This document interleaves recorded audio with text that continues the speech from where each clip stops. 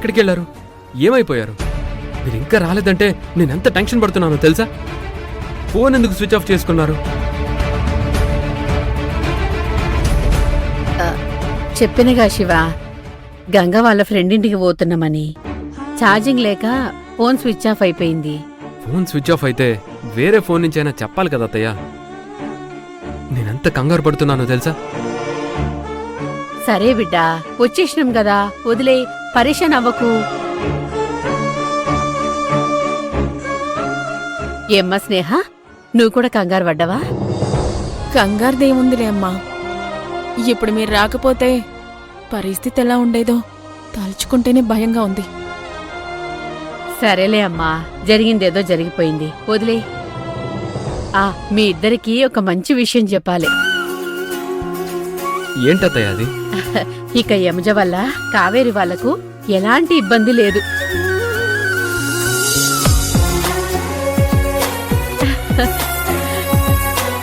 నేను రాసిన letter, pen drive, బూనమ్మ వాళ్ళ ఆస్తి పేపర్లు కూడా కాకమ్మ తెలివిగా తీసుకొచ్చేసింది. పోనీలే అమ్మా, ఇప్పటికైనా వాళ్ళ కష్టాలు తీరిపోయాయి. అక్క, లావణ్య అక్కకు ఒకసారి ఫోన్ సేవా? గంగా, ఇప్పుడు లావణ్యతోటి నీకు పనేంది? ఒకసారి మాట్లాడతానమ్మా. అక్క, నువ్వు ఫోన్ చేయి.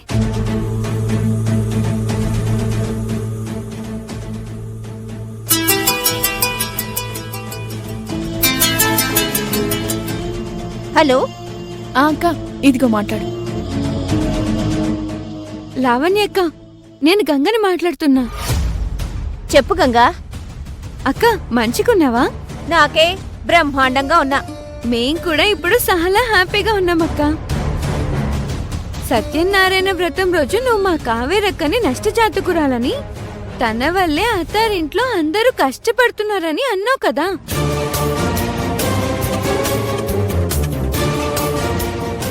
అవును అన్నాను. అప్పుడే కాదు, ఇప్పుడు కూడా అదే మాట అంటున్నా. ఇప్పుడు మా అక్క వాళ్ళ ఆస్తి వెనక్కొచ్చేసింది తెలుసా? అవే కాదు, మా అమ్మ సైన్ చేసిన పేపర్స్ కూడా వచ్చేసాయి. ఇక నుండి వాళ్ళంతా సుఖంగా ఉంటారు. మేం కూడా హ్యాపీ. ఏంటక్క మాట్లాడటం లేదు? షాక్ అయ్యావా? నాకు తెలుసు, నువ్వు ఇలాంటి మాటలు వింటే షాక్ అవుతావు.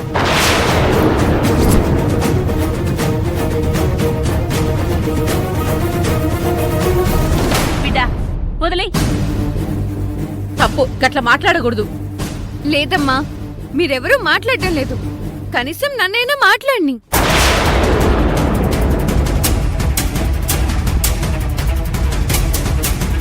అక్క, నువ్వన్న మాటలకి మా అక్క బావ కళ్ళ నీళ్లు పెట్టుకుని వెళ్ళిపోయారు. మా కాకమ్మ అయితే ఏడుస్తూ వెళ్ళింది. అయినా సరే మా కాకమ్మ మనసులో ఏమీ పెట్టుకోకుండా మాకింత సాయం చేసింది. బంధువులంటే అట్లుండాలి. కష్టాల్లో అండగా ఉండాలి, సుఖాల్లో పాలు పంచుకోవాలి. అంతేగాని నీలా ఉండకూడదు. గంగా, ఇక చాలు, ఆపేయ్. ఆగమ్మా, నువ్వు స్నేహ అక్కకి అక్కవి కాబట్టి సరిపోయింది. లేకపోతేనా? గంగా, నీ ఎగ్జామ్ కి టైం అవుతుంది, వెళ్ళి ఫ్రెష్ అయ్యి రాపో. పో.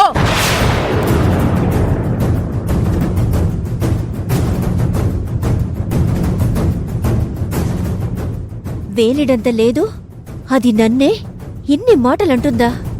చెప్తా వాళ్ళ సంగతి. ముందు ఈ విషయాన్ని యమజికి చెప్పాలి.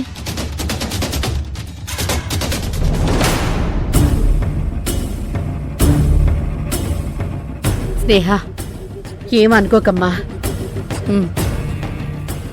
కావేరిని అన్నదని గంగా కోపంతోనే అట్లా మాట్లాడింది.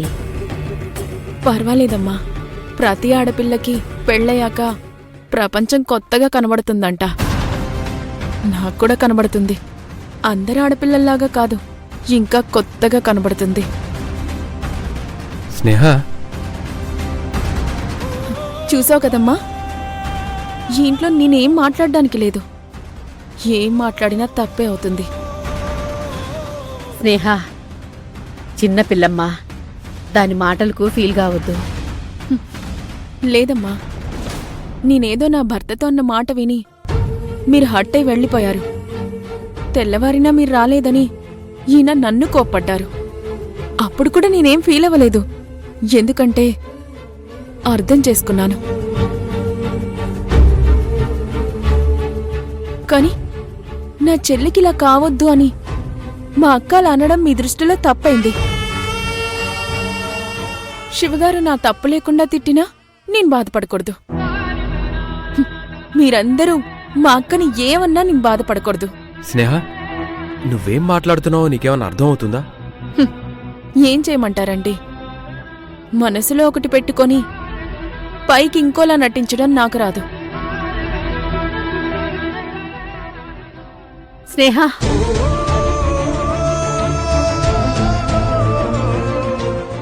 అత్తయ్య, మీరు వెళ్ళి ఫ్రెష్ అవ్వండి.